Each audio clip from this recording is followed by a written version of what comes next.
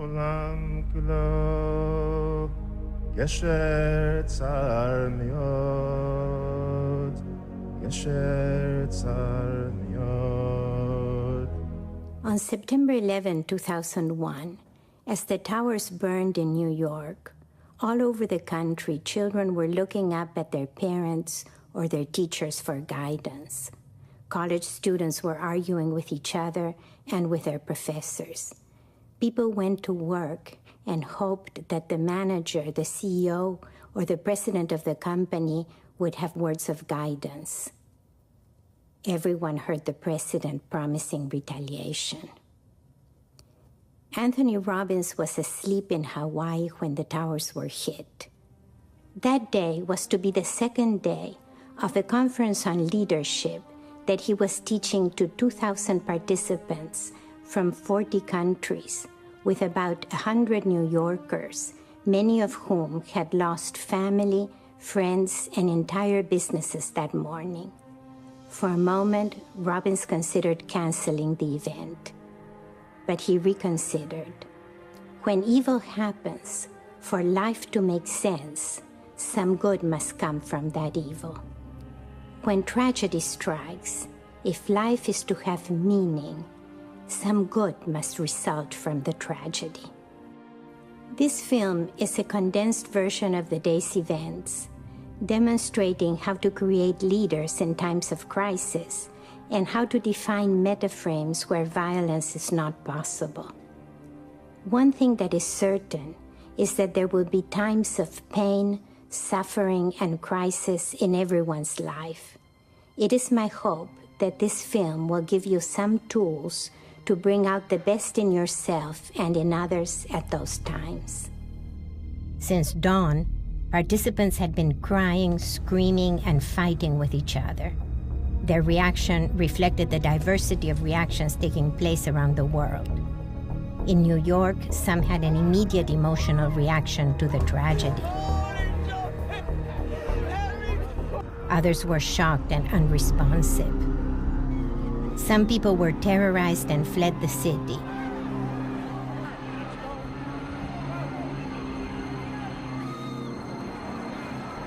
While others immediately headed towards the disaster scene in order to help.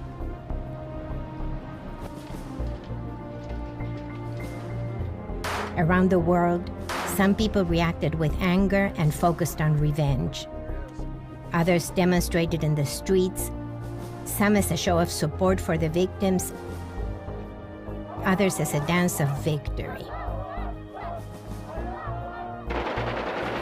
Most people felt the attacks to be a sharp interruption of life as they knew it, and many saw the tragic events as the end of an era. The subject scheduled for the conference that day had originally been emotional mastery, how each individual has the capacity to choose the emotions to be experienced. Robbins decided to preserve the theme of emotional mastery while focusing on the day's tragic events. The film is a condensed version of the 10-hour day, where Robbins begins with large group interventions, moves to working with small groups, then to individuals, until he focuses on two men, a New York Jew and a Pakistani, who stood up to represent the Muslim point of view. Through indirect negotiation, Robbins transforms the young Muslim into an activist for peace, and in so doing, he unifies the large group's emotional experience in the direction of growth and contribution. The attack on the towers on September 11 was the trigger for many of the conflicts that face the world today. This film is about how to create peace and is a contribution to the understanding of the emotions of those who are in a position to negotiate for peace. Facing the challenge of how to create an empowering meaning that would unify and serve the large group, Robbins decided to restructure the day's teachings into 5 parts. He began by redefining the situation with the purpose of developing leadership. Next, he created a sense of community by appealing to higher common values.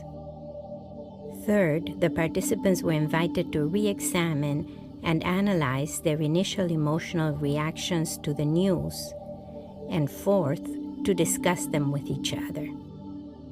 Finally, a process of indirect negotiation between two men who occupied opposite poles of belief served to integrate the diversity of views represented in the room.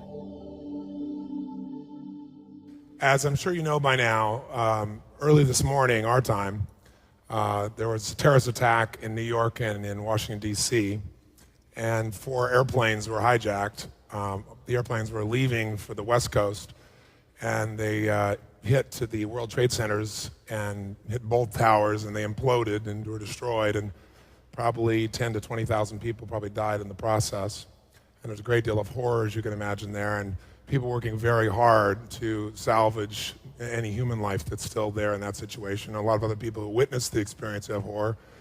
A lot of people in this room who probably have family members there with concerns. It's very difficult to communicate based on the phone lines. And then in Washington, D.C., the Pentagon was hit, and there's been a great destruction there. And then there was another plane that landed outside of Pennsylvania.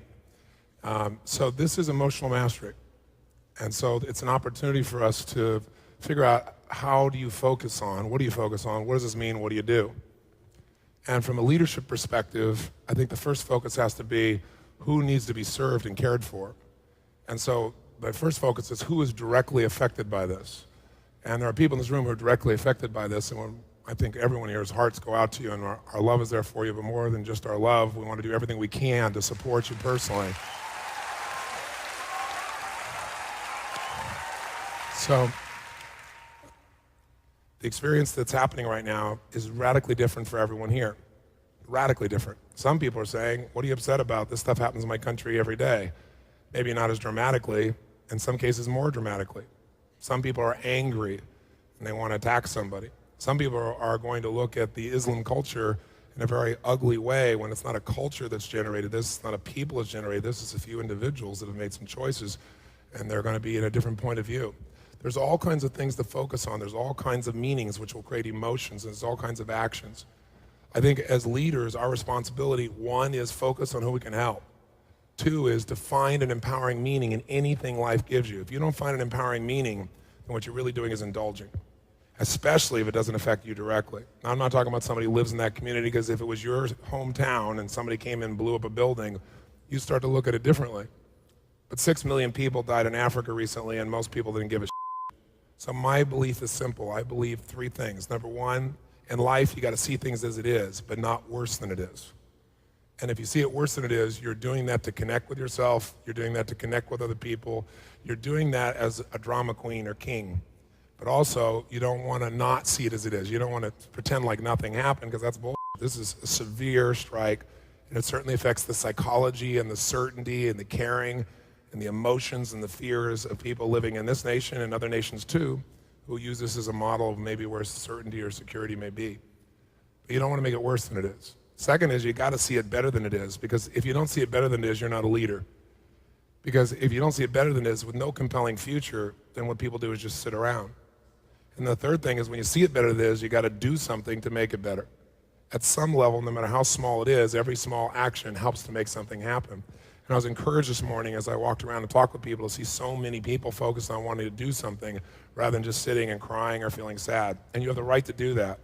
But if it isn't directly affecting you, you have to ask yourself why you're doing that. You could say, because I have so much compassion, and I'll buy that for a period of time, but if it lasts 2 or 3 or 4 or 5 or 10 days, then you better do this the rest of your life, because there are plenty of people you could have that same caring for. I believe that caring needs to be reflected in action. And the way that action can happen is an empowering meaning. If I think you're indulging, I'm going to keep asking you what needs you're meeting by doing this. If you're taking action, you'll have my total support, because I think anything we can do. So one of the things we can do, there are a couple of things we can do. Number 1 is there's going to be a major need for blood. And so I'm arranging to make a blood drive here at this person's program. So we're going to arrange to have them come here and be able to take our blood for any of those who want to donate your blood. That is a real resource. That's a real contribution. And by the way, it'd be better to be in a positive state because it affects your blood. We're going to change the entire format of this day, and we're going to use this as a phenomenal tool for emotional mastery. But let's first think about the people that need our direct help instead of ourselves. That'd be the families, people here that may not even know how their families are doing. That'd be the workers that are out there right now trying to save people who are giving their heart and soul. It'd be anyone who's dealing with this crisis who needs additional strength.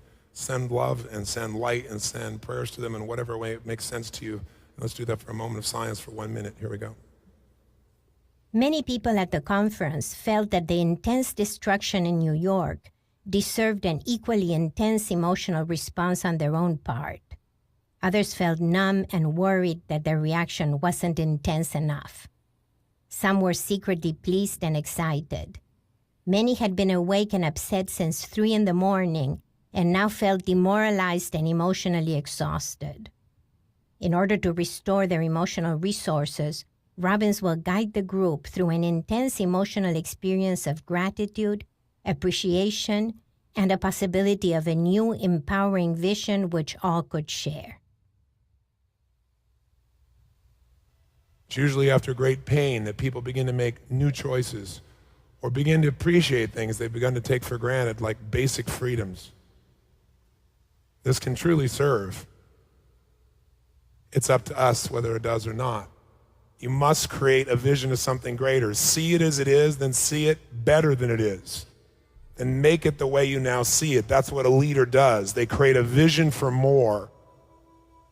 Think about all the people that right now that are laughing, and if you could absorb all their laughter in your body. All over the earth, there are people laughing right now. All over this world right now, there are people kissing. Right now. All over this world, absorb all their kisses. If you're going to absorb all the pain, you better take up all of humanity's love too, because otherwise you're not picking a balance.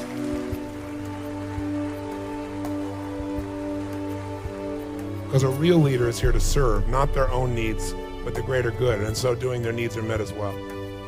You can't give strength to someone else unless you have it inside you. You can't give love to someone else unless you've given it to yourself, and you sure can't create an exciting life if the only time you can be excited is when there are no problems.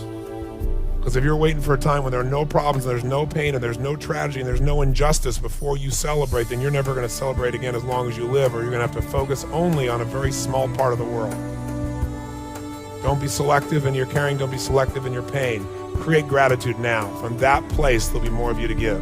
If you look for the good, it's always there. What's wrong is always available, whether you show it on the news or not. And so is what's right. Right now, there are children being born into a world where they will be loved. Right now, there are people being saved in hospitals all across this country. Right now, there are lives being turned around by people who care. Everywhere in this moment, life is brewing and growing and expanding all over this earth. Life always moves forward. It never moves backward. Children are laughing. People are achieving. If this was just one more event in your life, another piece of the fabric coming together to create more of you, the real you showing up, what would you decide to do? How would you decide to deal with tragedy? What decision could you make? Because in a state of certainty, you know what's right, not what I know, what you know. You have to make your own choices. We can all share our point of view, but you have to make your own choices. What's right for you to do? How can you use this? What can you remember about humanity or about yourself? What emotions are available at any moment for you? In talking about gratitude, Robbins began with a comforting theme of appreciating one's own personal blessings.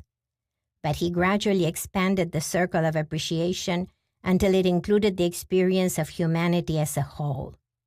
Robbins encouraged the audience to deliberately assume the responsibility of leadership, to get outside of themselves, resolve their own inner turmoil so they could have resources to go back and make a difference in their community. He wanted to make sure that everyone in the room used this as an opportunity to become more resourceful, not just that day, but in their lives, to go back home and be a positive force.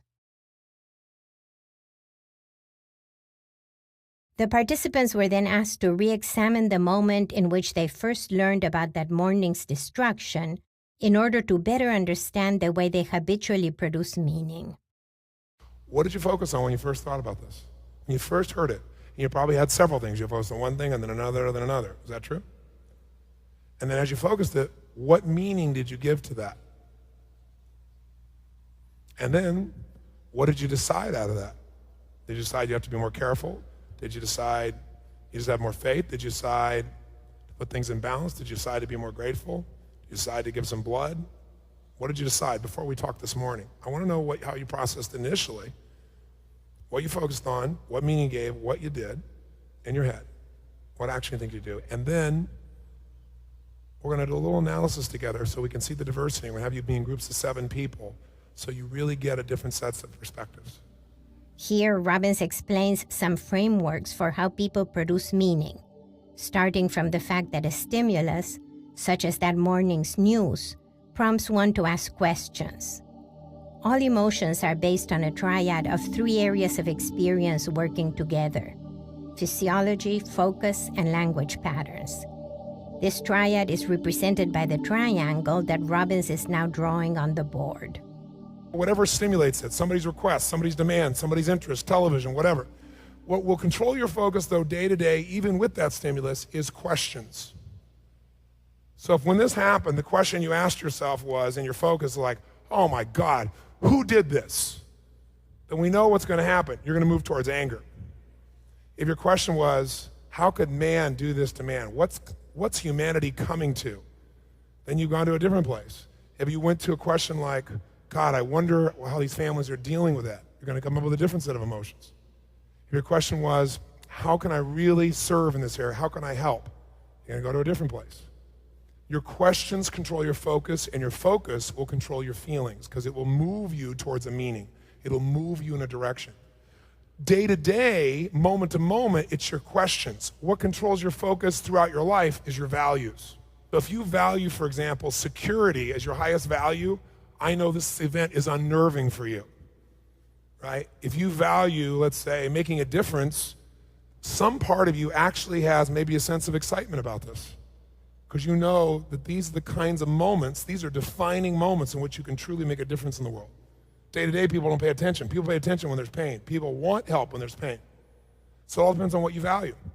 A core concept in Robbins' thinking is that all human behavior is driven by 6 basic human needs. The first 4 are the needs of the personality and are essential to human functioning. The last 2, growth and contribution, are spiritual needs which are essential to human fulfillment. All 6 human needs can be met in negative or positive ways. For example, in a situation such as September 11, many people experienced a loss of significance and certainty, which could lead them to the emotion of anger. Anger restores the sense of significance. The angry person feels important. And certainty, the angry person knows who is to blame. Even though a destructive emotion such as anger doesn't feel good, it is difficult to abandon it when it satisfies 2 or more needs. The goal is to find more positive and sustainable ways of meeting one's needs so that one can rise above one's own personal emotional challenges and address higher quality problems that can lead to helping others. It is ultimately by serving others that all 6 human needs are met most intensely. If you value significance more than anything else, you're pissed off about this if you're an American. Right? If you value certainty, you may be pissed off because you're afraid you're going to lose that, so you get into anger as a way of overcoming that. If you value connection, you probably are trying to think of all the people you can connect with, or you probably called people you care about the situation, or you shared it, if that's the highest thing you have. Right? If you value variety, this is like, wow, this is drama, this is terrible, but it's a little exciting for you. Because there's no bad or good here. This is about authentically knowing how you react to situations. And you might look at somebody and be upset they're not reacting the way you're reacting, but no one's going to react exactly the way you're going to react except somebody who has your exact model of the world. And if you limit your life to people that share all your same beliefs and values and rules, you better put yourself on a tiny, small little island with very few people. To be part of humanity, you have to appreciate all these points of view and then allow them, some of them may influence you as we talk about this. Because some people are going to be in your group and they go, this is bullshit. People die every damn day. Or now because it's this dramatic way it's done, you're going to be upset, and someone else is going to go, how could you say that? My family's in New York City, right? Or someone's going to say, I don't know. I think, this is America's payback for all the shit they've done. Someone's gonna go, what? We do more things for the world? So this could be a really inspiring conversation. Or if you start to get hooked, if you feel yourself getting hooked by something someone's saying, instead of getting hooked by them, you gotta realize you're the one who's hooked. Has nothing to do with them. Why is this bothering you so much? What is it that you're overvaluing for you to get this upset? Because you're getting that upset, something you're probably overvaluing. You're valuing too much. You're valuing it more than the relationship or the learning of the conversation. See if you can stay fascinated by the unique different ways instead of judgment about everybody's point of view. The group was then asked to break off into small groups of 5 to 7 people, each group including at least one American and one non-American. The purpose of these discussions was to examine the relationship between one's initial emotional reactions and one's system of meaning, as well as to observe the relationship in other participants. Confronted by the sheer diversity of emotional meanings, it became clear that each individual's particular combination of questions, values, beliefs, and needs is unique. This recognition that one's emotional reality exists only in oneself prompts a sense of ownership and responsibility for the meaning one wants to create. After the large group reconvened, Robbins called on individual participants to share their experience. You will see that these conversations follow 3 steps, characteristic of human needs psychology. Robbins will seek to identify the person's most highly valued needs, desires, beliefs, and rules. To influence a person, you must know what already influences them. What is their model of the world? Next, Robbins will identify the meaning a person associates with a possibility of taking steps toward change. That is the barrier to progress. Then Robbins interrupts the old pattern of meaning or emotion and provides a new alternative that more effectively meets the needs of the individual or the group. The first man he calls on is Assad. What's your name? Where are you from? Assad. I'm from Berkeley, California. Okay. Originally from Pakistan. Originally from Pakistan. So, I'm a Muslim. In my group, there was actually a gentleman who had a pretty associated experience. His girlfriend was in the area when this whole thing happened. I had a very different experience. Other people had different experience. There was a gentleman who, I guess he works with Red Cross or one of those organizations. So it was very different, and it was great to get a perspective to see where everybody else is coming from. My first reaction was that I didn't give this any meaning. I just thought, let's see what happens. My fear was that me and people like me are going to be branded immediately, you know. So you did give it a meaning. But it was kind of mild. Yes. Mild. I'll be branded for life. There's a mild meaning. No, not. I've already. I mean, I'm not criticizing you. I totally feel for you. I just want to point out, there's no such thing as not creating a meaning. But there is what you did, which is, okay, I've started creating a meaning. You went to a maybe mode. Let's see, which is very intelligent of you. But go ahead, continue. Yeah. So it took a lot of courage for me. I wanted to say in the group what I thought would be the right thing to say, which is like, oh, this is really bad, and you know, it's horrible, and people have died, and this should never happen. But I thought that, you know, if I'm not going to step up, and like you said, emotional mastery is about being you first. Yes, I agree. So I thought, you know, my first reaction was, as a Muslim, hey, this is retribution. That was a kind of a feeling. It wasn't like a judgment, like, yeah, you know, this is great, you know, finally somebody. It was kind of like a feeling like of maybe camaraderie or understanding, like somebody's going to understand where, you know, Muslims are coming from when they do things like this, wherever they do it in the world.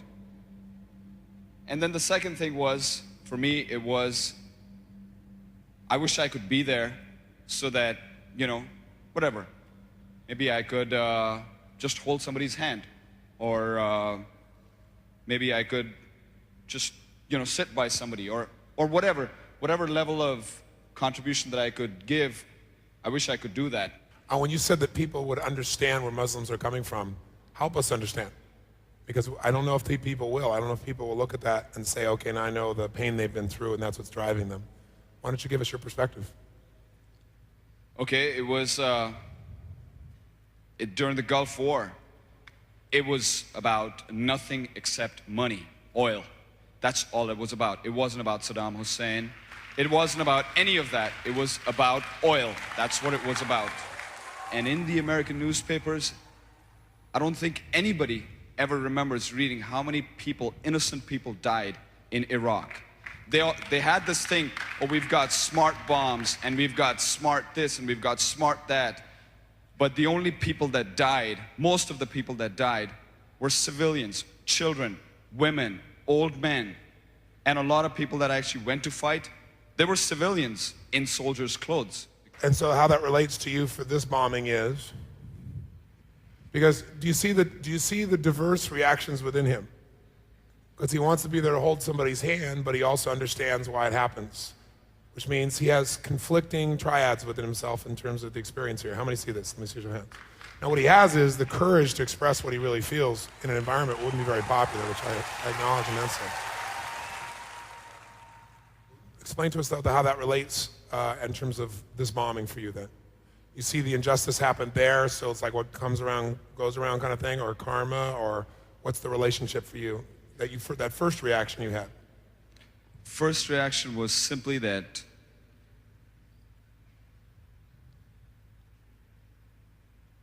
somebody else will understand my feeling of frustration, and maybe. What's the feeling of frustration based on?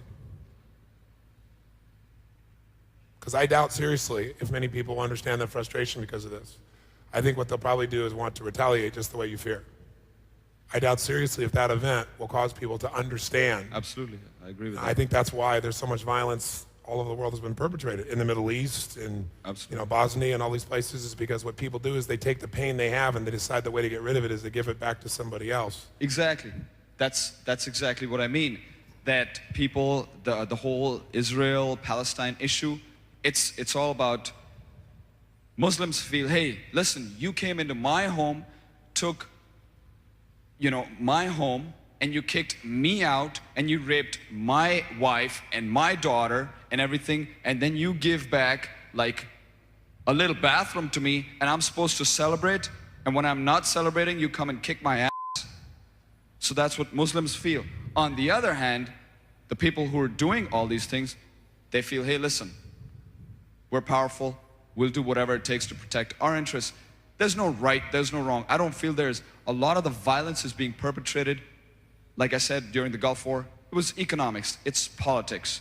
The people who die, they don't care about all of this, or maybe some of them do, but what they do care about is their mothers and their fathers and their daughters and their sons, and they don't want to die, they just want to live, they just want to be happy, just like everybody else. And I don't know, I guess, so that, yeah, I guess you're right. I have mixed emotions in the sense that I wish that somebody would stop and sometimes just think, whether I'm Muslim or whether I'm Jewish or whether I'm American or Bosnian or whatever, I want to be happy. And I want to do the things in life that make me happy. And if somebody takes that right away from me, to do the things that I want to do, then I want to retaliate. I want to do something. But I don't think people understand that. People just say, oh, these are bad guys. Let's kill them. Whether Americans do it or Muslims do it, that's true. It doesn't make it right. So the challenge is keep doing the same thing that doesn't work over and over and over again. Retaliate, the other side doesn't understand, they retaliate back. The other side doesn't understand, they retaliate back.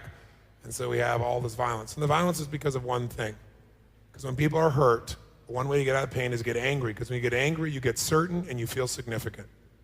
Because when someone takes things, you feel insignificant and you feel uncertain. And so anger is the way to return to that. But anger runs its course till it starts to eat you up, and then people start to feel sad. So I don't have an answer for you on a humanity basis. I can only tell you the answer on an individual basis, that if you continue with the anger you've got, you won't be able to do this, and you're far advanced because you have the ability to have both emotions. And I respect you immensely, and share them. I respect you immensely first for being willing to tell us the truth of what you feel and to show it to us. I respect you immensely because you also have the ability to have compassion, because many people could not get beyond their anchor and say, I'd like to be there and hold somebody's hand. They just go, hey, they deserve it. I don't know them anyway, they're faceless. So your evolution as a soul, as a spirit, is quite accelerated compared to most people. But then the reason you're here, my guess is, like why we're all here, there's a spiritual reason we're all here together. We're here for a reason. This is not a mistake. And one woman was telling me she's feeling guilty. She's so guilty because she should be back home to help other people. And I'm going to bring a group of people up here so you can watch the interaction. And she's here because she's got that guilt all the time. The woman who's angry is angry all the time. This is just a new reason.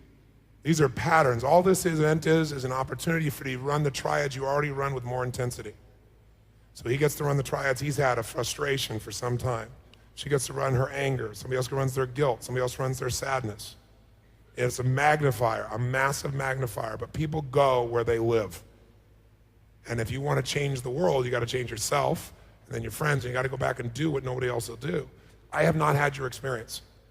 I have not had my family raped, by someone who stole my home and took it from me. I've had pains that I thought were intense, but I'm sure not as intense as the pains you've experienced or your family's experienced. So I have zero judgment. Robbins had been informed of Assad's background and knew that he came from a family where no one had been raped or displaced. He knew that Assad was speaking metaphorically and had taken a position as a representative of the Muslims in the room and in the world. Robbins has accepted Assad's position as a metaphor for one of the extreme polarities represented in the large audience. Even more, he addresses Assad as if he truly were in a position of leadership in his community. I have respect for you, for being able to share what you have, and my only invitation to you, since I know you want one or you wouldn't have stood up, is to say, if you continue to make it okay to retaliate, even in your head, then you contribute to the problem of what was done to you. And so you got to somehow find a way, in my opinion. It's just my opinion. If you want to tell me I'm full of shit, I'm totally okay with that because I'm not you. But in my opinion, if you allow that space in your head, which you have every right to have, then you're not Nelson Mandela. And people say, I can't do that. That's horseshit. Every person's a Nelson Mandela. Everybody's got it in them. Whether they choose to or not has to do with are you selfish or are you focused on the greater good. So for you, I don't have an easy answer. But I'm curious, do you think, and you have every right to do it, if you keep that awareness, that feeling of now they understand, do you think they really understand? That's my first question. No. Then how can you as one individual make a difference if you still understand yourself, if it's still a little bit okay inside of you because you understand? Or do you have to extract that out and go to the next level like Mandela did, which Mandela doesn't have 1 ounce of it's okay for that violence in him. He doesn't have 1 ounce of it. That's why he led a nation that couldn't be led, supposedly, and has integrated people that couldn't be integrated, and taken people who've been killed and abused and got them not to use violence. That's a unique individual, but you can't take somebody else to a place you've not been. Leaders have to go there first, and if you really live there, you can take anybody there. If you don't live there, forget taking somebody there. So either you're part of the problem or you're part of the solution. How do you do it? The question I have is, and I'm not positive how, because I'm not you.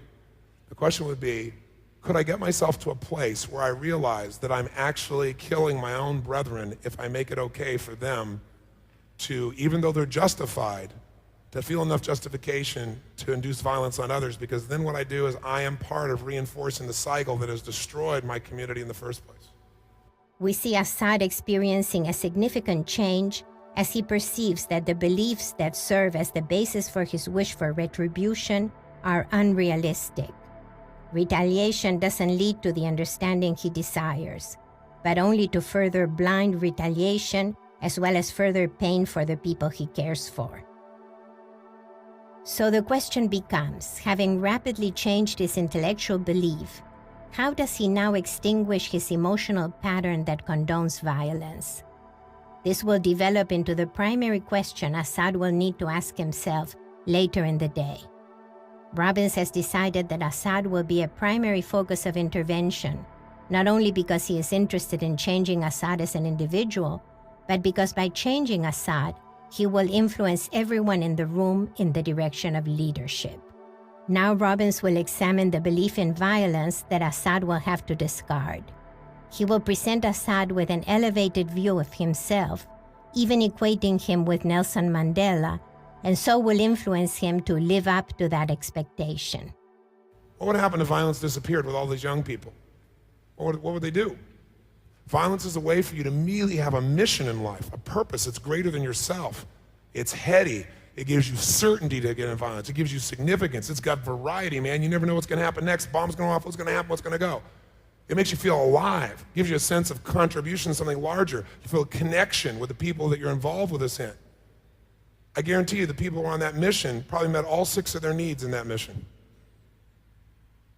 I guarantee you they felt a sense of contribution on a massive scale beyond themselves. They felt like they were growing to make this demand on themselves. They felt unbelievable certainty that they were doing the right thing, that they were finally making the payback happen, that justice was finally going to be there. I guarantee you they made all 6 of their needs. Somebody who murders and somebody who sacrifices their own life to save another human being does it for the same reasons.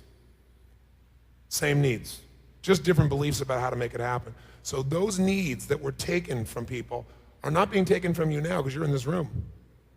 So if you live there, you got a problem. If you let your friends live there, you're part of the problem. In my opinion, everybody's pain is real to them. And no one will ever understand somebody else's pain, but everybody understands their own. That's the challenge. Everybody's is. And there's not a person in this world who's not going to experience a ton of it in their lifetime. The only question is, what are we going to do with it? That's going to be the question. So I don't know the answer. I'm not the guy who's wise about this. You are. But I love that you're willing to ask the question. Because if you ask the question, I know you'll come up with the right answer. Because you're seeking.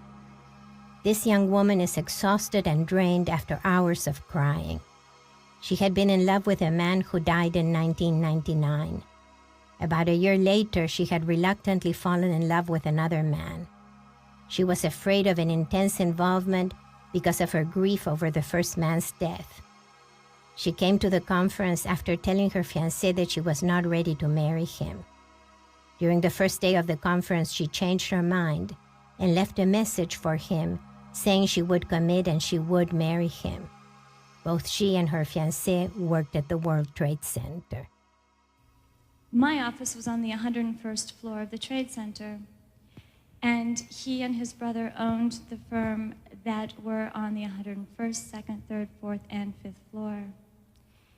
And he heard that message and called me this morning at 8:56 a.m.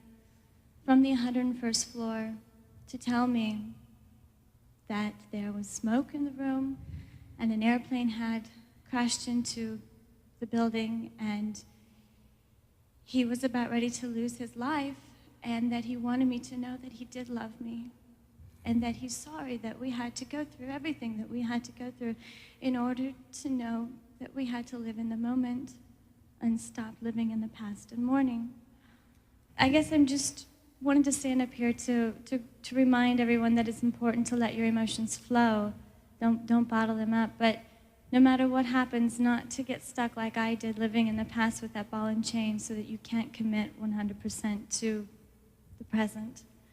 And what was the lesson the spiritual lesson that's been given to you now with a giant hammer twice?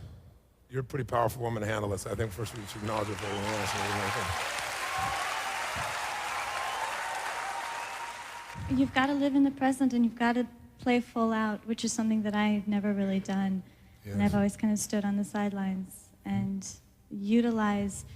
I think the worst experience can be your greatest asset. And in a situation like this, these have both been my worst experience. I'm just so trying to utilize them to be my greatest asset to help everyone here if I can, to be more peaceful and to feel what you're feeling and to live in the moment and appreciate what you have. Gratitude.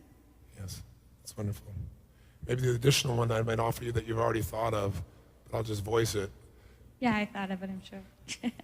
is to love in every moment, Yeah. not just play out, full out. Because, well, you say you haven't played full out and you've been on the sidelines. I'm sure that's true some places. I bet there's true other places where you really did. You're not being fair to yourself. But it's good to generalize sometimes in order to move yourself to action. But the love, the unconditional love, the love without fear, that's the piece that was missing. Yeah.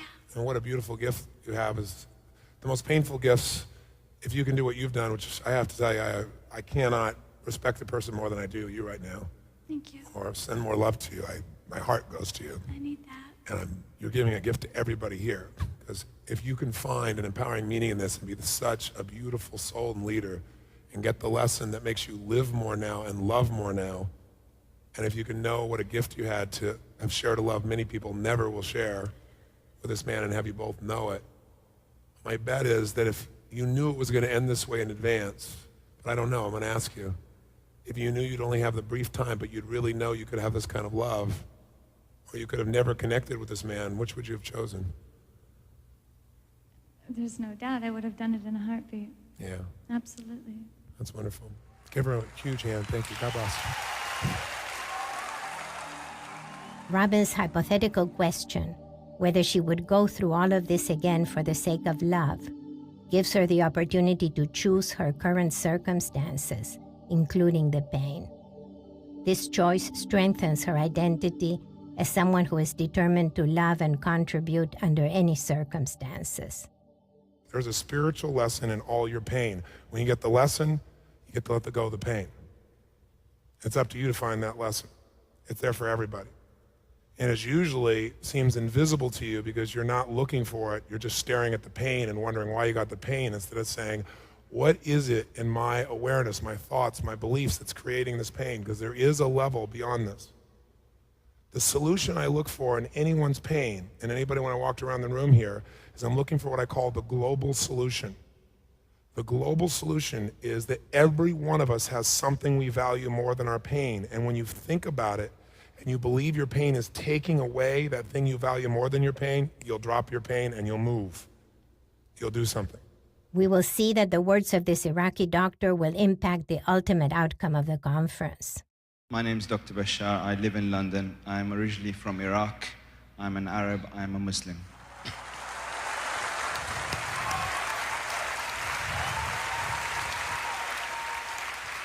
By the way, my only request for the rest of this would be, whatever you're going to announce that you are, please add at the end, I'm a human.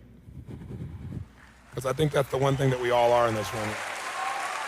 A member of the human family, which I know you are, sir. The greater purpose for this event is to open up a tremendous opportunity for people to understand each other and to come together and really carry out a purpose of peace for the future. And so the lesson that I'd like all my brothers and sisters, especially the American people, to take here is for them, I would plead with them to look deeply into what is actually going on in the world, in the Middle East, what injustices have been taken place and has been carried out. And then for people to come together, for the Israeli to sit in front of the Arab and the American, sit together as people, go out, meet people who are viewed as the enemy, sit down with them, talk to them one-to-one, and form a huge lobby, a strong basis for lobbying. Then all the governments will be forced to follow the path of peace. And this is the huge and the best thing that we could do for world peace as a group and as individuals. Robbins then invited a group of New Yorkers to share their initial reaction. He had already met with them privately as a group earlier that morning. Now he will ask each one to speak and so demonstrate how each person's model of the world determined the way they created meaning upon first hearing the news. People on the stage here are all from New York. They all had very different experiences. They're all on the same team, all from New York. They had very different experiences of what occurred. It brought up all of those feelings. No, this did not happen for the best. This is I don't want to hear people saying that this, this is something that happened for the best. This is horrible, it's horrific, and yes, maybe we can find meaning in it, but we shouldn't be deluding ourselves into thinking that this is something that happened for the best. And what happened when we had that conversation? You still feel the same way? Has it changed? What's your mindset? You said that I live with anger and that I use it, and you're absolutely right with that. It is a tool that I've used in very often in my own life for good. I get angry about something, and it's like it's jet fuel. She is certainly a rich enough human being emotionally to find other ways to get jet fuel. But I said, this is not the only place you do this. You've done this your whole life, and that's grabbed her. And I could see it because this was a well-oiled process. And it is for all of us. However you've reacted to this situation is a well-oiled process. If we didn't have this situation, this pattern was already in you. Do you agree with me on that? I do. And so it can get triggered again by this issue, but it can be triggered by anything, because this is a way to feel powerful and strong about standing up for what you believe in and not letting injustice be there, which are actually really beautiful and tense, but it gets used in other areas too, and it gets used in a way that sometimes is destructive, certainly to you, if not to other people. When I finally got through and knew that everyone was okay, then I just started crying and crying, crying, and the tears just wouldn't stop. And what was really upsetting for me was I not only was thinking of the people that were in the Trade Center that were gone now, but the families that were home, specifically the children. I lived through a circumstance in my family, and the worst day of my life was when my uncle was killed at 43 about 9 years ago. And it wasn't hearing that he was killed that was the worst part. It was sitting on the couch at 3 o'clock when his 8-year-old daughter came home and was told, "Daddy's never coming home anymore." And I just imagined the number was just horrific, 10,000 or plus, all those living rooms. I still wasn't certain that I could come into this room and play full out and get what I was here to really get. And my hands were trembling and stuff. And from the back of me, I don't know where she is, but I do want to give you a big hug, was the voice of an angel who started singing, "We Are the World." And everyone grabbed hands, and hearing her voice behind me, the energy was just flowing through everybody. And I just knew that it was going to be okay. You're probably seeing models of the world up here. You're seeing people who have learned in their life different ways to meet their needs for certainty or variety or significance or connection. And you can also see people who have valued some things more than others. So for example, very clearly for Stacy, the healing force is something she values more, which is connection. When she has the connection with everybody else, then she can now come up with an empowering belief system. Because the need for connection is there, and now the empowering belief system is, yes, I can step up. Yes, I am. We can do this together. Those are belief structures that she has. I am the director of neurosurgery at one of our trauma hospitals out in Queens. And I know what's going on right there, right now. I know what has to be coordinated in order to get the doctors in and all the staff in, because we're on disaster code right now, because there's going to be casualties. And I thought to myself, what am I doing here? And it was a literal question, it wasn't figurative. I said, what am I doing here? I should be back there. I should be treating the injured. I should be doing what I can to help the situation. What good am I here? And I couldn't shake that feeling the whole time. I was just sitting there in our group, and I was just thinking that I should be calling the Red Cross and finding out if they're having an airlift back to New York. Just let me get back there. And part of me was saying, well, what are you really going to do out there? You're not going to get there until tomorrow anyway. And I was having a hard time resolving that issue. What was the emotion you were feeling? I was feeling guilt. I was really guilty that I was out here in a paradise and people were suffering back home. And I guess this is an issue that I've been dealing with a long time in my life, especially in the profession that I'm in, that I carry around a lot of empathy for my patients and compassion, and I really want to help people. So. I said, this guilt is not something that's a one-time thing for you. This is a guilt that's an all-time thing for you, something that shows up a lot. And she said, well, yeah. And I said, and the reason is she has a model of the world based on sacrifice. Her experience of sacrifice is ongoing. What she has to be able to do is her spiritual lesson is learning not how to not be guilty, but how to really love herself so she's got more to give these other people. How to learn that she's not the only source of everything. And if she can get to that point, then she'll start to feel worthy inside, and that'll change more than just how she interacts with her patients. That'll change her whole life. So my question is, how do you feel right now? By being guilty, how do you get love and connection? Because I feel that guilt will drive me to do more in order to... Well, why don't you try anger? Look at her. Now, by the way, do you see why she uses it? Does this have anything to do with the World Trade Center? Yes or no? Yes or no? No. Did the World Trade Center have anything to do with what she went through in reality? Yes or no? No. It was a stimulant. It was a stimulant for her to run her pattern. He ran his pattern, she ran her pattern. Hers is to cry and get sad after first she connects with people, then feel really bad about it. But then eventually, if she can connect with people, to come back whole again, right? You'll see a different pattern here, and you'll see a different pattern here. These patterns existed before the World Trade Center, and they'll exist after it unless they decide to change them. My name is Bernie. I am a human being. I am a Jew. I am an Orthodox Jew. I am a second-generation Holocaust survivor.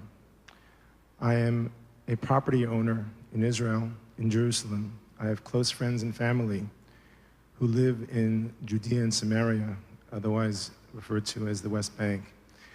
And when I heard the news this morning, one of my first reactions was precisely the same as my brother Assad expressed earlier, with precisely the same language.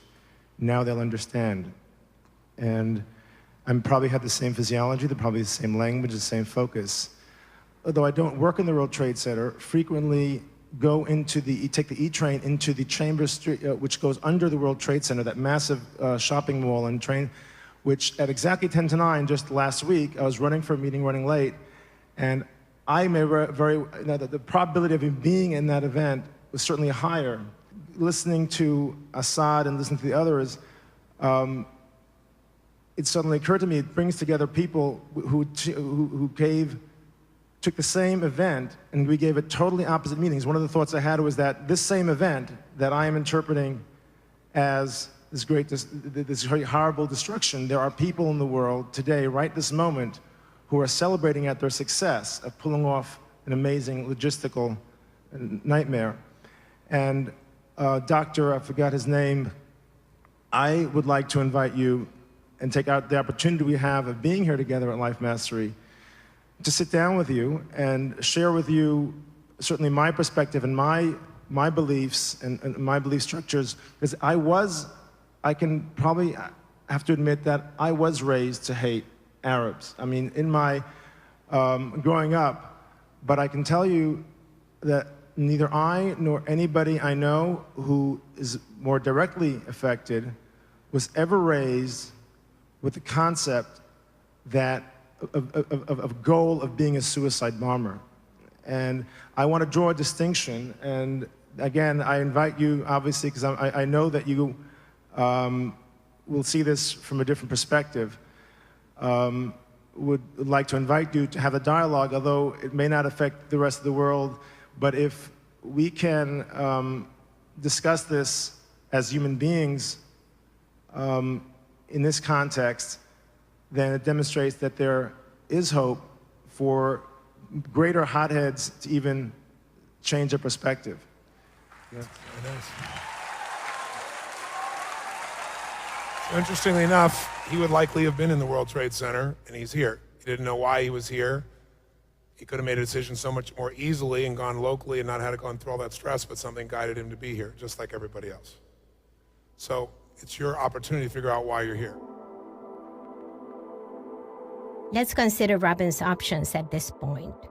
Robbins could have organized a roundtable-style discussion with a subgroup of the audience, such as Bernie, Assad, Dr. Bashar, or another New Yorker. He could have chosen to work with one or more of these people separately and individually, or he could have organized a negotiation or a debate between them. Instead, Robbins chose to do something quite different, to set up an indirect negotiation between two men who represented polar opposites. Assad, as he attempted to explain the belief in violence as a response to the suffering of his people, represented one extreme. Robbins could have chosen any New Yorker as Assad's counterpart, but he preferred to choose Bernie, a New York Jew with roots in Israel and a child of the Holocaust, as someone who, like Assad, also represented the suffering of past generations. He invited Bernie and Assad on stage to participate in a process of indirect negotiation. The purpose of indirect negotiation is to create a platform of mutual empathy between two people with opposing interests in order to prepare them for a productive interaction. The process consists of 7 steps. Step 1, introduce a metaframe. 2, clarify individual questions. 3, block direct communication. 4, internal individual negotiation. 5, listening and taking notes. 6, indirect agreement. 7, direct agreement. In this instance, Robbins chose to create a metaframe based on a sequence of Jungian archetypes. Whenever you have a severe challenge of some sort and you're having difficulty resolving it, remember, you're not going to resolve it with the same resources that you're trying to solve it with, because what you're doing isn't working. There's something you're struggling with, like an injustice, or you don't know what to do, or you're frustrated, or you're hurt, or you're sad. One way to do this is to tap into other parts of you. Now, in social psychology, or in various forms of psychology, throughout the world, people develop different stories, mythology, to help us be able, through stories, to learn how to deal with situations just like we're dealing with today. The problems we have of life and death, of betrayal, of coupling, of connecting, of the challenges that we go through with our children, all the challenges, aging. Mythologically, the reason that something becomes a myth, a story is a myth, is it's told so many times that the story is sustained for hundreds or thousands of years, hundreds or thousands. And so they're sustained because they have lessons within them. And in this mythology, there are archetypes. And depending upon which way you look at it, the archetypes usually show up in certain types. So we're going to use 4 archetypes that are built within you, that are resources within you, meaning all of us here. So the first archetype or part of you that we're going to talk about within you, the fundamental one that most people will go for, especially in times of this situation, is the warrior. Now, the warrior is a part of you that, think of the part of you that is probably the most intense, the most strong in its attack on anything. The warrior is about action and strength. The warrior is looking to do something, and they're doing something using their power. Okay? So there's a warrior part of you. There is a part of you that many of you would think of as a magician. Think of a magician as somebody who can detach from anything and just observe it. And a magician finds the magic in anything. A magician can snap their fingers and change something. They see things that other people get upset about as absurd because they have a totally different perspective. A magician just sees that it's all magic. It's all hocus pocus. It's all spells. It's all trances. It's all hypnosis. The magician has a little bit of a whimsical view of things. The magician, as I've jotted him down here for, is that he's more involved in the invisible, he's more involved in intuition, and he knows it's easy. He knows it can be done in an instant. Whereas the warrior, how does the warrior handle it? Warrior's got to do it through strength and power and action. The magician might do it with a snap of a finger. The magician might do it by an insight or by the humor. Totally different view. Third one for you is the lover inside you. The lover, hopefully you don't need much description of, but the lover is really your deepest emotions of connection and love. This is where you vibrate with life. This is where all the deepest connections within you are. This is your connection to everything, to God, to yourself, to other people, the deepest love you have. A love that does not have conditions. A love that is pure, the purest part of you, the most loving, pure part of you. And then finally, the fourth part is the sovereign. And the sovereign, in mythological terms, is the person who really, he knows your vision and purpose, he or she. The sovereign is the one who governs has the ability at least to govern our lives. They know why you're here, they know what you're here to do. Think of them as like being a great king or queen who has just an enormous amount of wisdom and knowledge. They've been here before and they can command, and they don't overreact. They know, a wise sovereign. Now, all four of these parts are inside of everybody in this room, every single person here. However, they're not only in every part of us, but they're not always in balance. Sometimes who's running the whole show is the warrior. And so everything is reacted to with that kind of response. Sometimes who's always in charge is the lover. And if any one is always in charge, it gets exhausted. It is important to understand two distinctions between the strategic archetype process and most other therapies that use archetypes. Robbins' archetypes work primarily as a sequence, which is more than the sum of the individual archetypes. Also, the strategic archetype process is solution-oriented, as it is used to seek answers to a specific question that will lead to specific decisions and behaviors. The strategic archetype process is rooted in physiology, as the participants identify parts of their body that are associated with each archetype.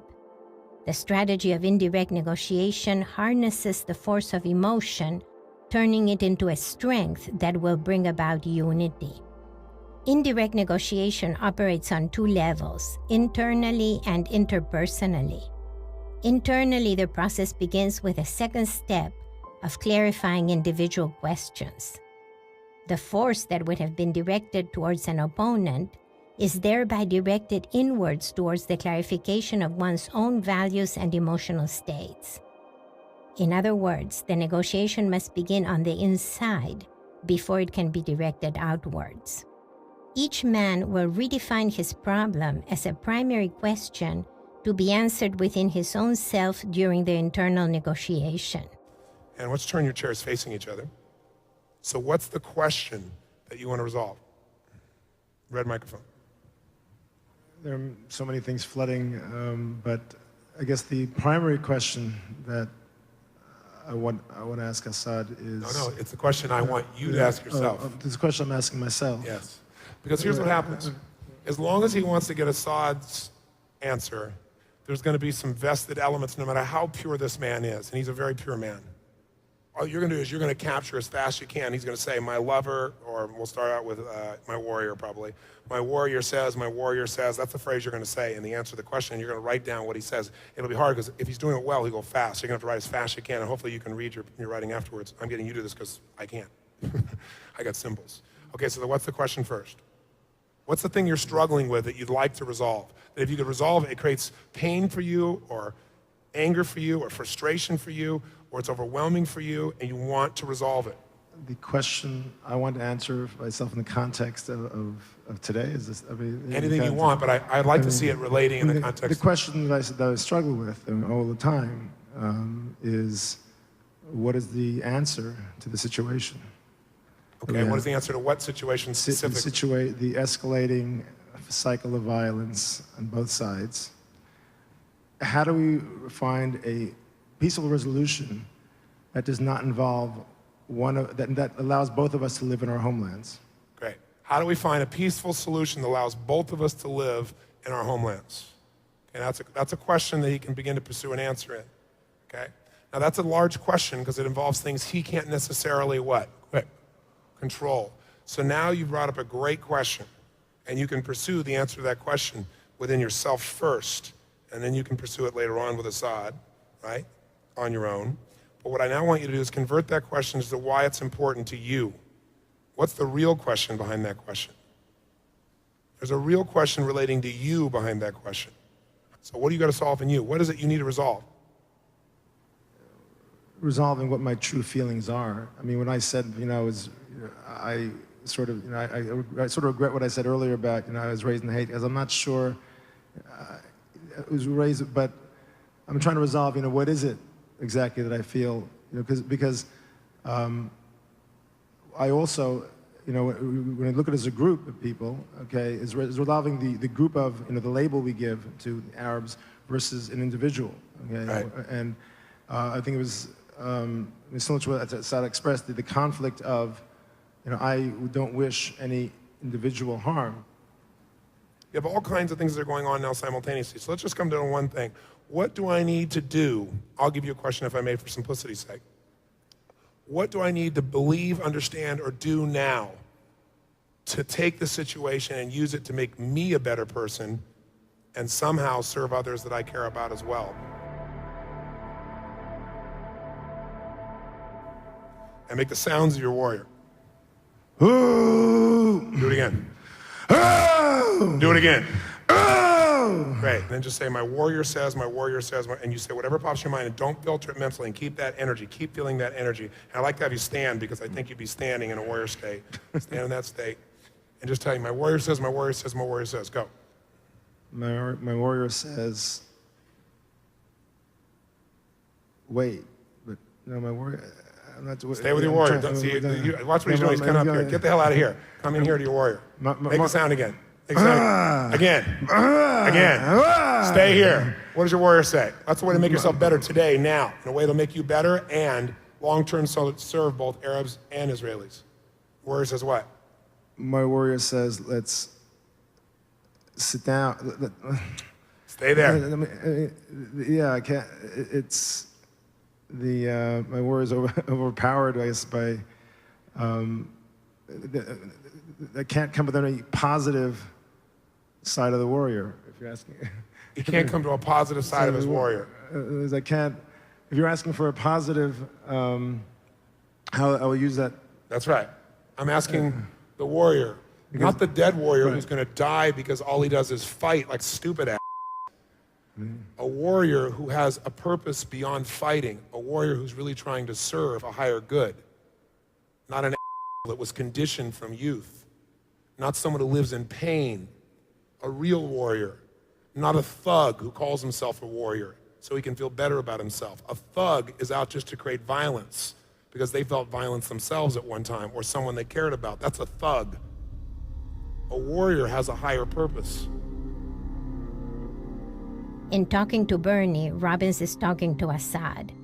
This is an indirect way of addressing Assad without engaging his sensitivity to domination. Robbins is also deliberately intense on Bernie in order to leave the option open of being hard on Assad. The warrior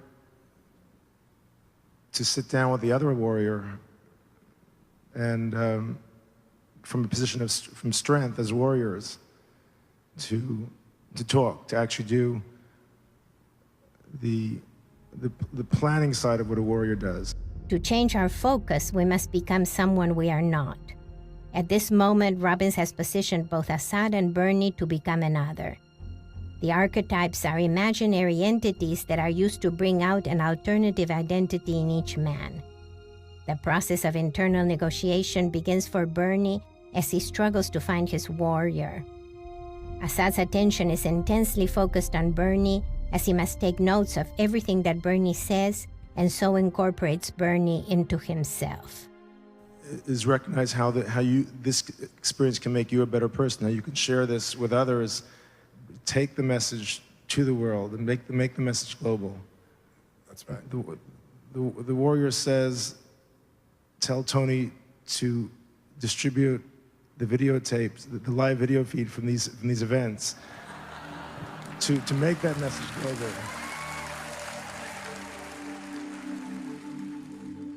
So Bernie, now I want your magician.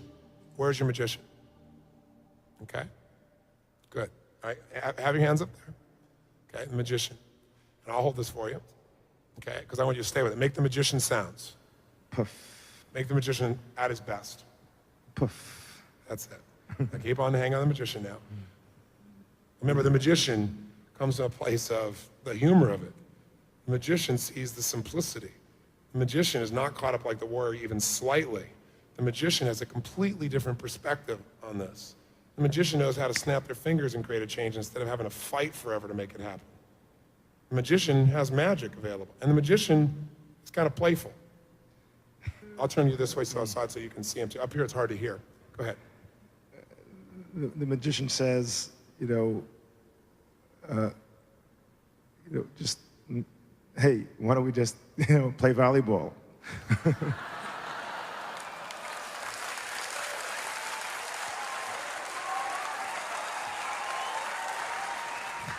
And the magician says, hey, let's go sailing. The magician says, you know, let's take a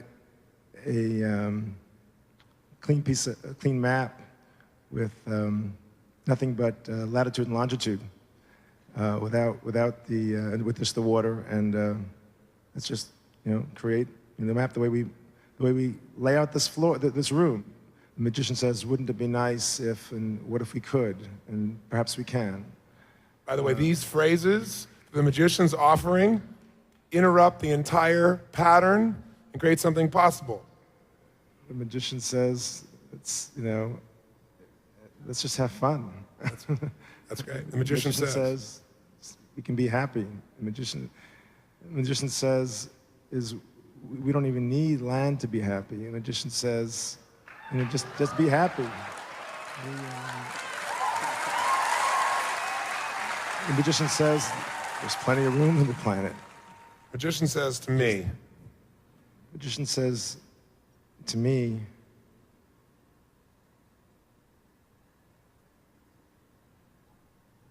bring your kid up differently.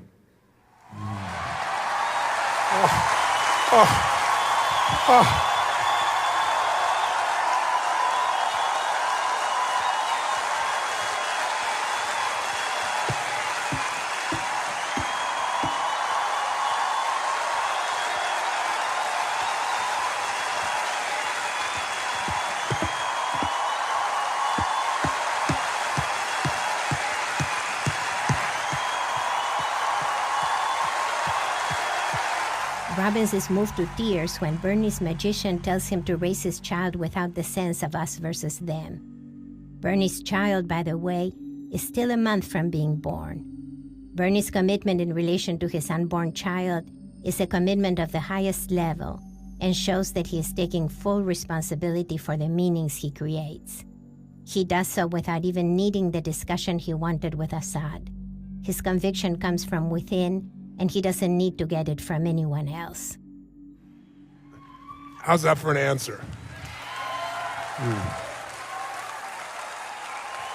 That's where the problem is.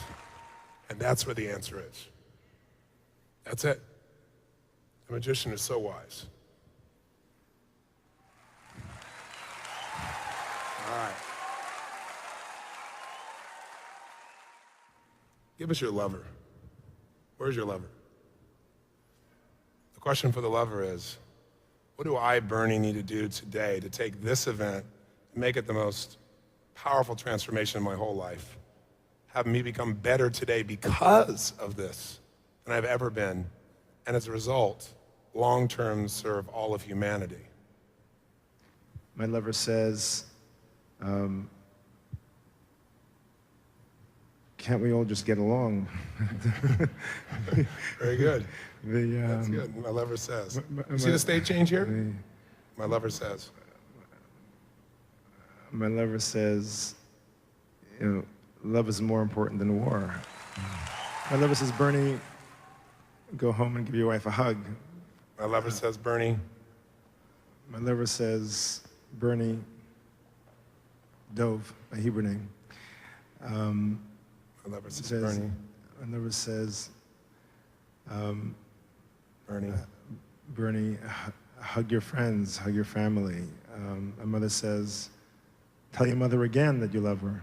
Nice. What does your lover say about Assad? My lover says Assad has, I'm sure, pretty much the same feelings. My lover says Assad has the same kind of lover, the same kind of, is being driven by the same passions. His feelings.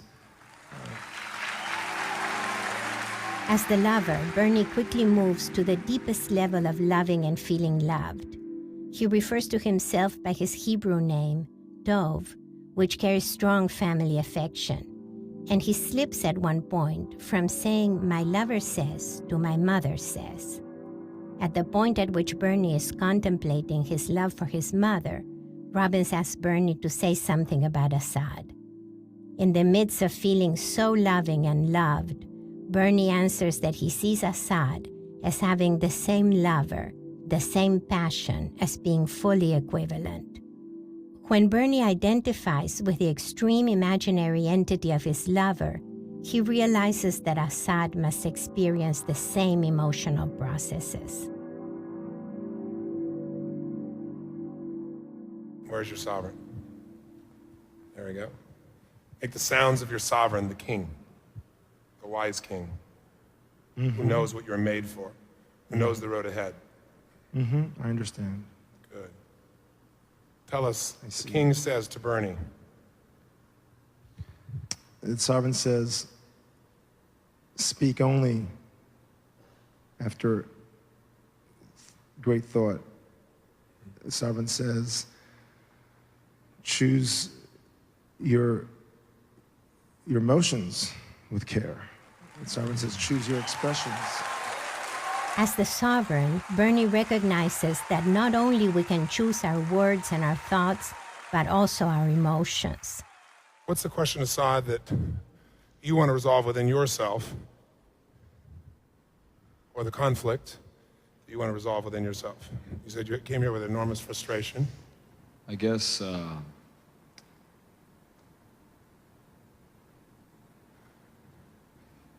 I'm wondering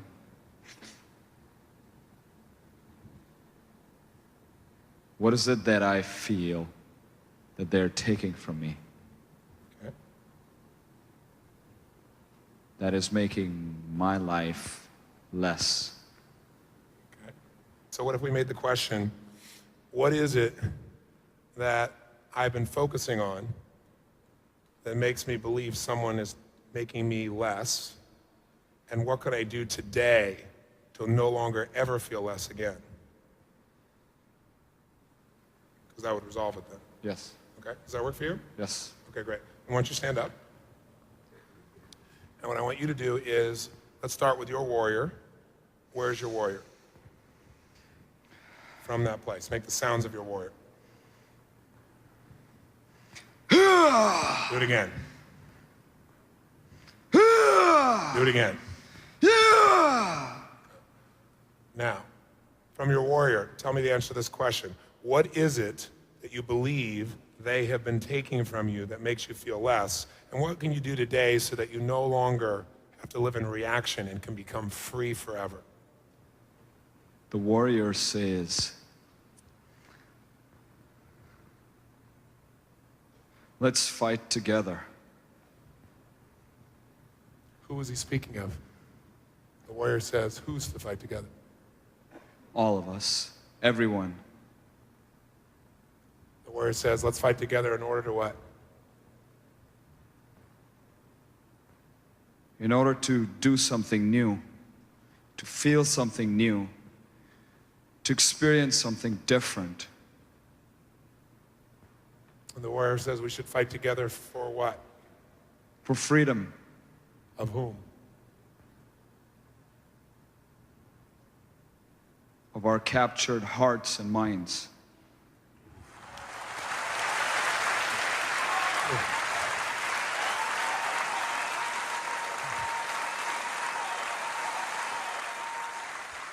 Have the word tell us how. How do we fight together for our captured hearts and minds? The warrior says. The warrior says, put your swords down, take off your armor, and walk to the other side, and look into the eyes of the person you're fighting.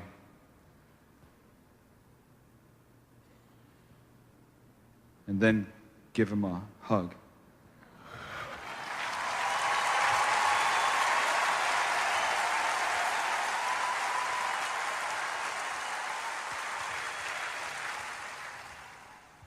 Ask the warrior, how can a warrior do that?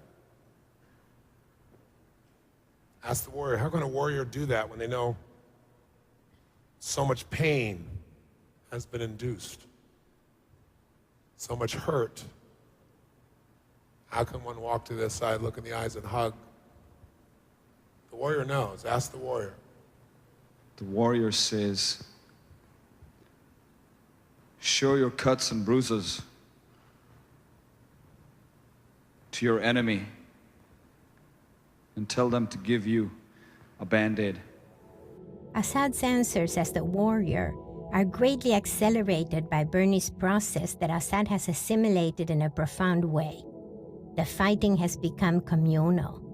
We fight together in the same way we play volleyball together, and the opponents are not other people but our own limiting beliefs. Assad's metaphors of disarming himself and of opening up physically and emotionally to his enemy attest to the empathy he has gained in relation to Bernie. Now, not only he is sympathetic to the other's situation, he even demands empathy by asking for a Band-Aid. As each man witnesses the other's struggle to identify with each archetype, both can't help but to realize that they are equals and part of the same emotional universe. Warrior to warrior, Bernie and Assad are beginning to reach in direct agreement. They are both warriors who do not want war. The warrior says,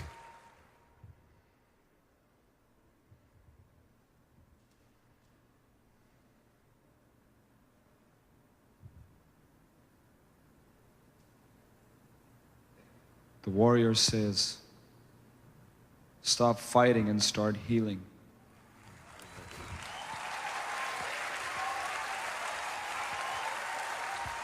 the warrior says, I'm tired. that's right, I'm tired.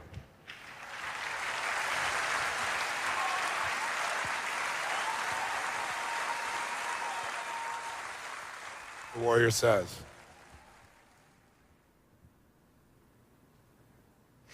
The warrior says, I want to chill and have some olives. let's chill and have some olives. The warrior says,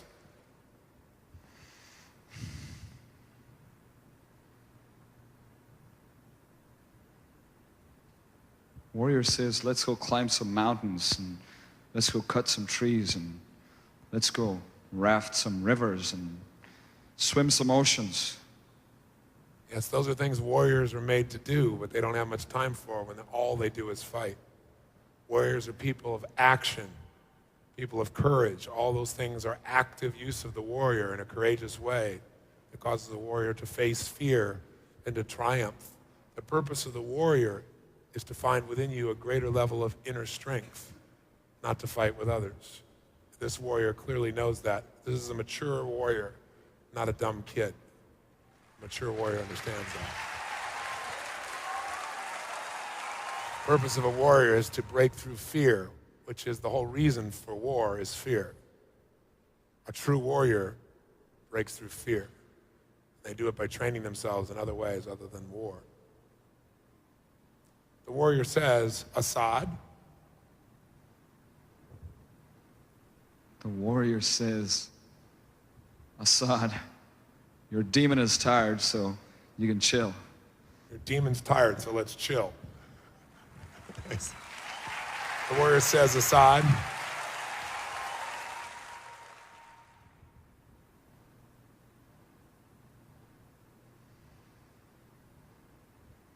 The warrior says, Assad, make love.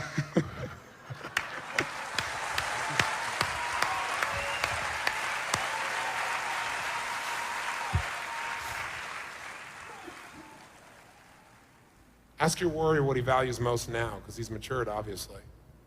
What does he value most now? The warrior says, I value. The warrior says, I value inner power. Inner power. The warrior says, I value. Joy. Very nice. Passion. Passion. Love. Desire. Courage.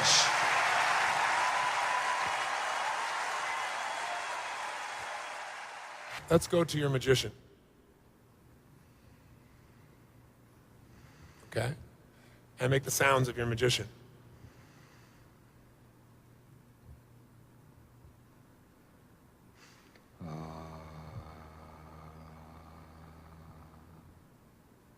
Make the sounds of your magician again.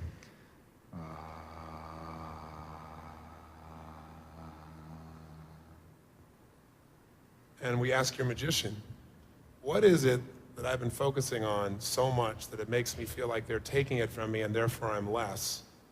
And what can I focus on, believe, or understand forever now, or do that'll free me from this so I will never again feel less than, nor will I have to force someone to know that I am more than? The magician says. The magician says,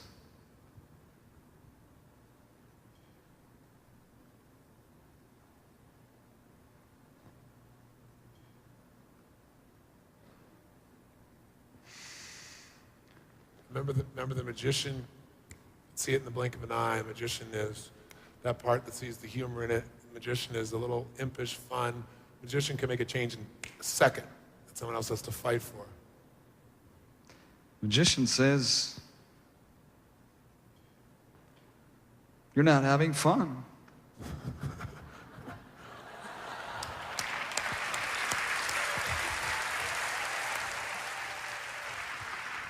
Magician says, you're not in love. Magician says, find the passion. And the passion.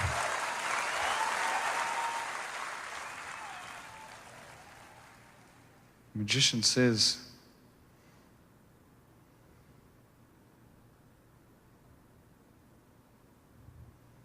smell the flowers.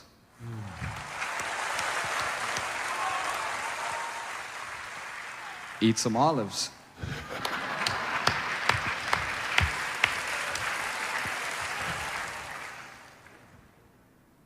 And volleyball is cool too.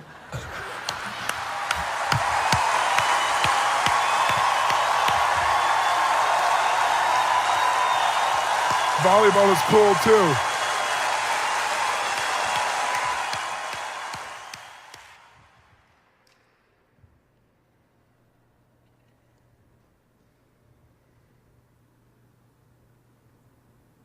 Magician says,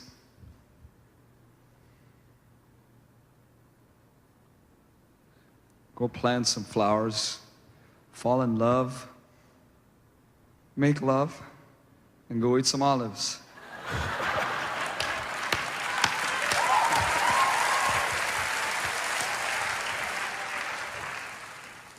The magician says, Assad. Magician says, Assad, just be a kid again. It's okay. It's cool.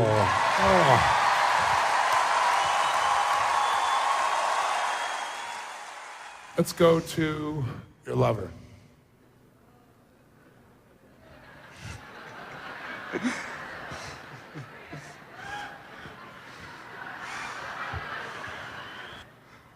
Yeah, baby.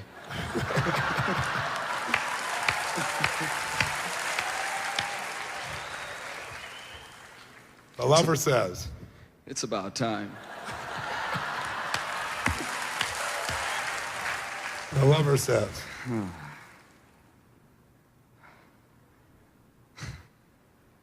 the lover says,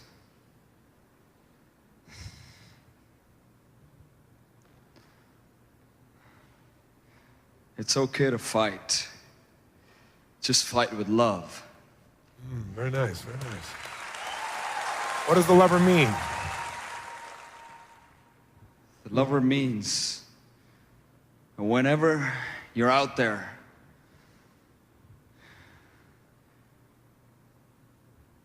fighting the demons of your own limitations, do it with spirit, do it with heart, and do it with love.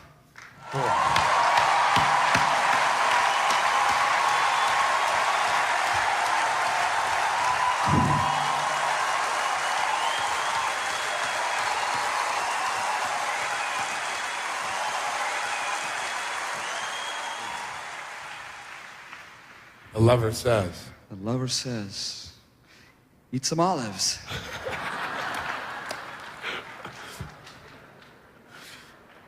They must be peace food.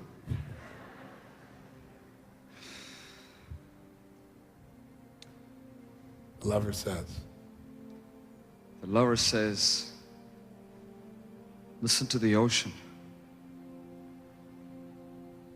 Hear the peaceful melody of the waves. The lover says, walk on the sand. Let the sunshine soak into your heart and your soul. The lover says, hold hands. The lover says, look into your own eyes and find the love that's always been there. The lover says, let the flower in every cell of your body bloom.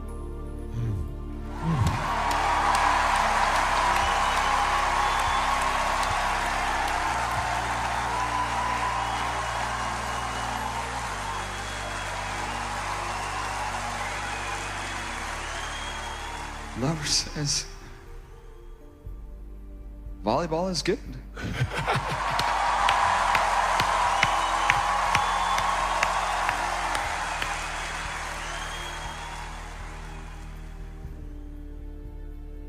Lover says,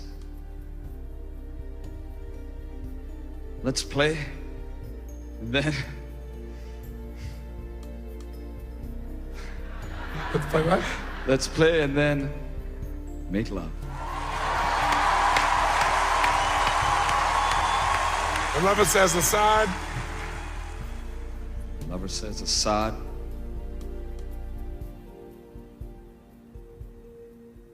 Just smile. Just smile. The lover says, Assad. The lover says, Assad, there is a brother and a sister on the other side, and a mother and a father, and a son and a daughter. And it's all here in your heart too. So if you kill, you're killing a part of yourself.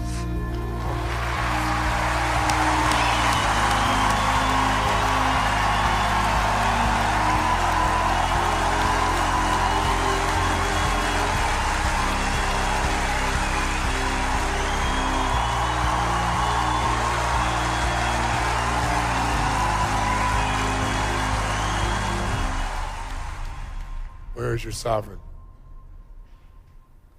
The sovereign says, if you're having fun, and if you're making love and having olives and playing volleyball, then there are no problems. Sovereign says, it's time to put down the weapons and sing. The sovereign says. What's the hesitancy when you tell me what the sovereign says? It's too big. What's too big? The sovereign's too big? It's too big for me. You're not big enough to be a king. Ask the magician what he thinks of that.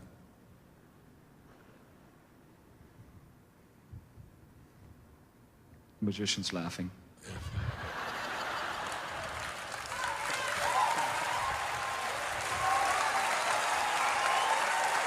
Ask the magician if this is you or not, if the sovereign is also you.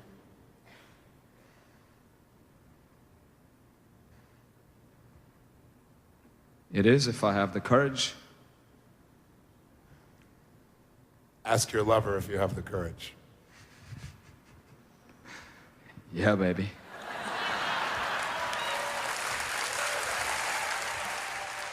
Ask your warrior if you have the courage.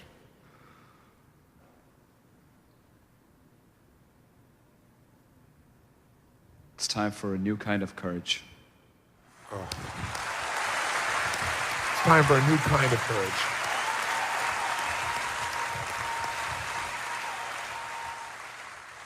Ask the three of them to take you personally and introduce you to the sovereign.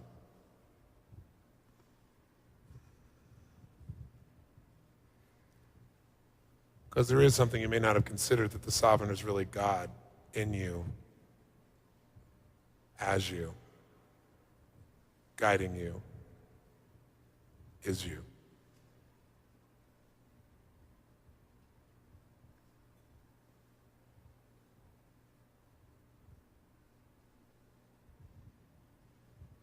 If that's not too big.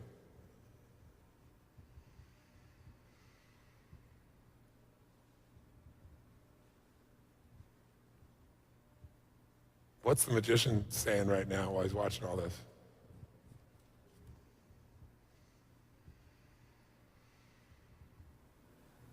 Magician's looking at his watch and saying it's about time. What's the lover saying right now?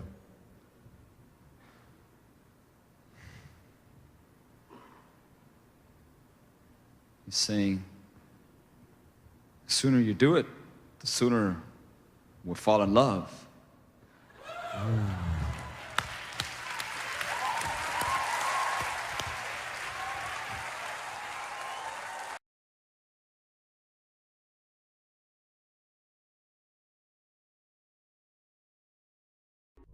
העולם כולו גשר צר מאוד, גשר צר מאוד. On September 11, 2001, as the towers burned in New York, all over the country, children were looking up at their parents or their teachers for guidance. College students were arguing with each other and with their professors. People went to work and hoped that the manager, the CEO, or the president of the company would have words of guidance. Everyone heard the president promising retaliation. Anthony Robbins was asleep in Hawaii when the towers were hit. That day was to be the second day of a conference on leadership that he was teaching to 2,000 participants from 40 countries, with about 100 New Yorkers, many of whom had lost family, friends, and entire businesses that morning. For a moment, Robbins considered canceling the event, but he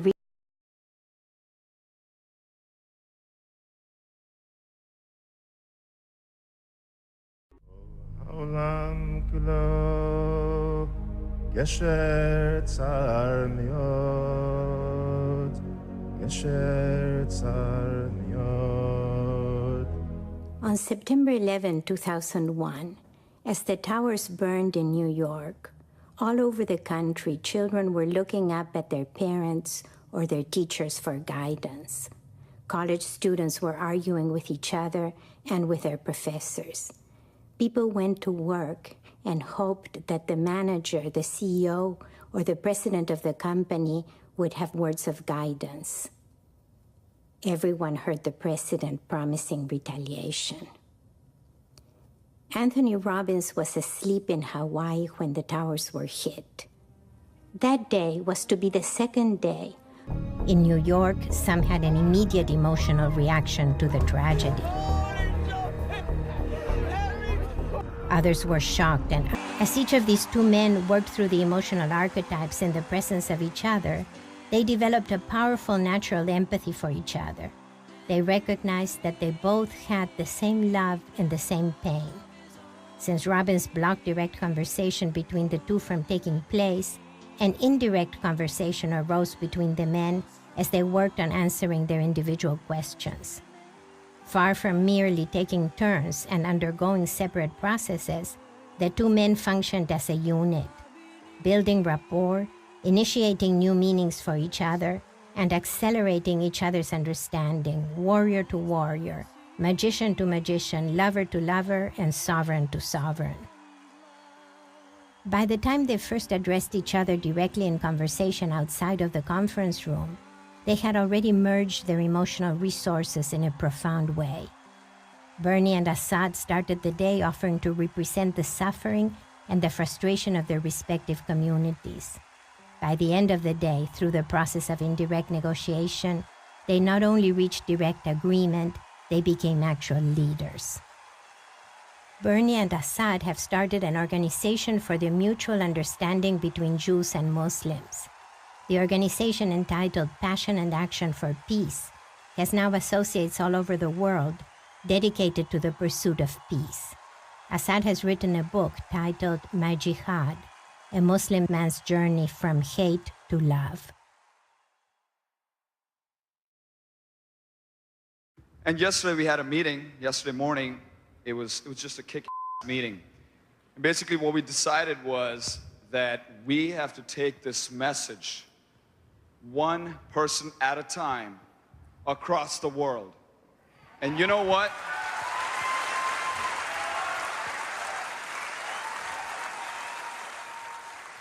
If we do that, if each one of us takes responsibility for what we feel inside here, it doesn't matter what governments think. It doesn't matter how many bombs they make. Nobody can ever change what you feel inside here, and there are not going to be any wars and none of that stuff, because we're going to decide what happens. And that's what we're planning on articles in newspapers and magazines, possibly a book, going into synagogues, mosques, and churches, schools, colleges, and talking to people. Every possible way that we can influence people one at a time, that's what we're going to do. And what we're looking for is to make a fundamental shift in the way everybody feels, because that's what I experienced. I experienced a fundamental shift, how I felt inside. I was, I'm standing next to Bernie, and suddenly, instead of looking at him as a guy on the other side, I'm looking at him as a father, as a son, as a brother. He's got a mother, he's got a son, he's got a daughter. And I'm thinking, this is my family. And now no matter what I feel,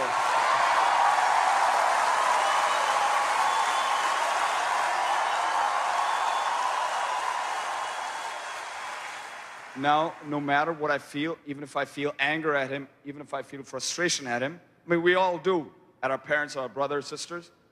There's that love inside, there's that connection inside that no matter what, you can't hurt him,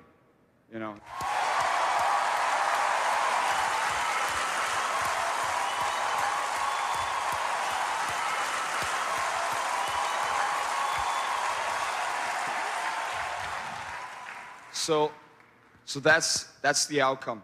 To develop that conviction, that feeling inside here, so that you just have to look out for the other guy's good, no matter what anger, no matter what frustration you're feeling. And so what we came up with a lot of stuff, but one thing that I want to share with everybody is our incantation. That's it, incantation. And that is passion and action for peace.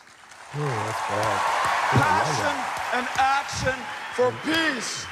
Passion and action for peace. Passion and action. I know there are many ways to share one's spiritual belief, but a prayer from each of you for everyone here. And I know that many of you have different belief structures, but I think we can appreciate the beauty of that prayer and take in the energy in which it's being sent. So let's have one from each of you.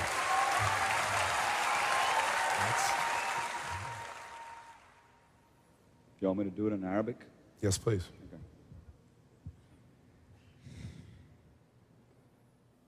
أعوذ بالله من الشيطان الرجيم بسم الله الرحمن الرحيم الحمد لله رب العالمين الرحمن الرحيم مالك يوم الدين إياك نعبد وإياك نستعين اهدنا الصراط المستقيم صراط الذين أنعمت عليهم غير المغضوب عليهم ولا الضالين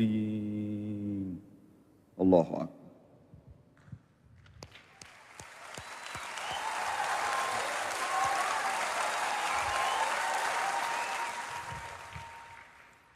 Anyone from you, Bernie?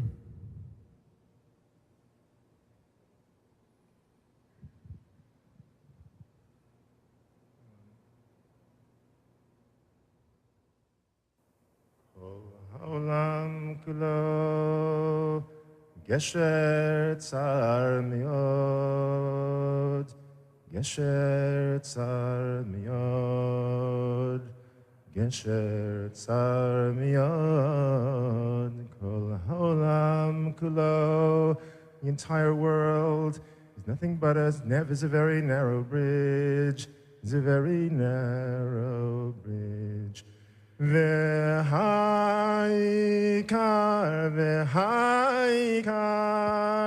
לא לפחד, לא לפחד כלל. And the most important thing is not to be afraid, לא לפחד כלל.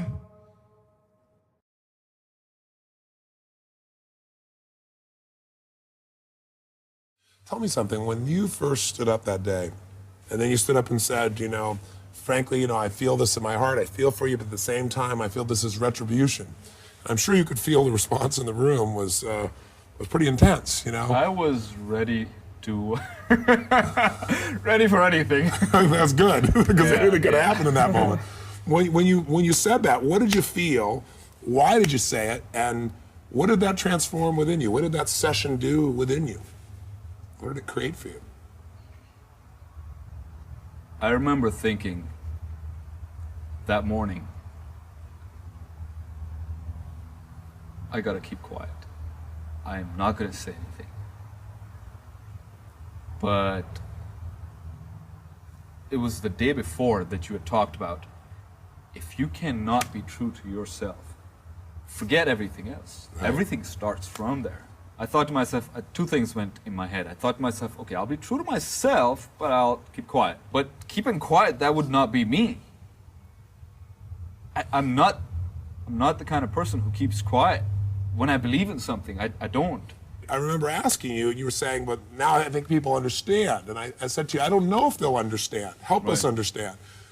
There was a shift from you wanting everybody else to understand at one point to where you wanted to understand. Yeah. Is that fair to say? There was this moment where throughout the dialogue,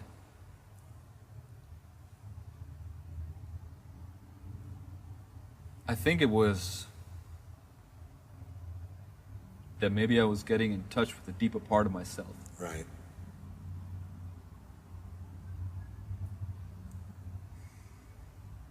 And then I don't remember exactly the question that you asked me, but I remember at that point looking across to Bernie. And I thought to myself,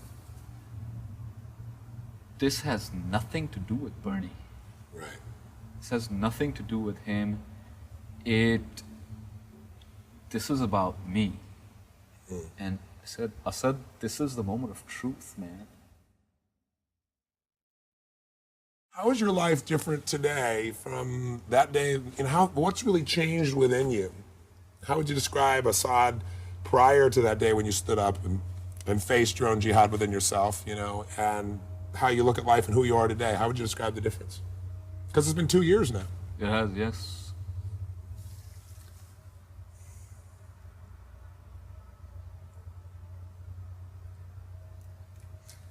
I think the biggest difference really is that I live with that every day, with that decision. 2 years later, you still live with that commitment. Absolutely, absolutely. In fact, more so because now it's like, in the beginning, my book, it was more this thing like, I need to get this message to the world so that Muslims can be heard. Right. Now it's more like, I want to touch people's hearts. I want to touch people's minds. It's when you give, that's when you're human. That's when, that's when the divine out of you, comes out of you. So I live with that decision. I mean, that would be like the biggest thing, the biggest difference between that day. I mean, I knew all this stuff back then also. Yes. It's not that I didn't know it, but it's like something inside me got crystallized. I gotta say thank you to you, Tony, because you've helped me be a better Muslim. By presenting that challenge to me on 9/11, by putting me in that spot, you've helped me be a better Muslim, and not just better, like exponentially better, man. I mean, and this is something that's gonna stay with me for the rest of my life. I mean, You know, I mean, one day you'll read my book, you'll see what I can't express it in words right now fully and completely, but you'll see it was there when I was a little child. I mean, maybe it was a preparation, and I was preparing for that one moment my entire life, and that one moment is going to prepare me for every single day for the rest of my life until I die. So I got to thank you, man. Thank you. God bless you. And I appreciate that so much. I appreciate it so much, because my belief is I don't tell people what to believe religiously. I believe that whatever you believe, you've got to practice it, or you will not be happy, you will not be fulfilled. And if you're truly practicing it, it won't just be about us individually. It'll be about everyone. And I can see that's what your path is. So God bless you and thank you. Thank you, Tony.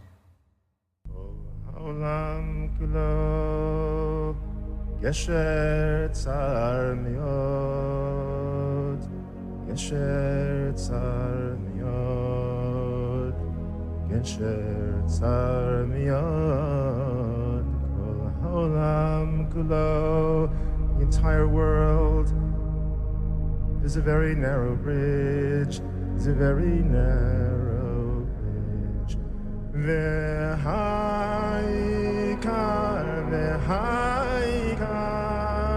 לא לפחד, לא לפחד כלל. And the most important thing is not to be afraid, לא לפחד כלל.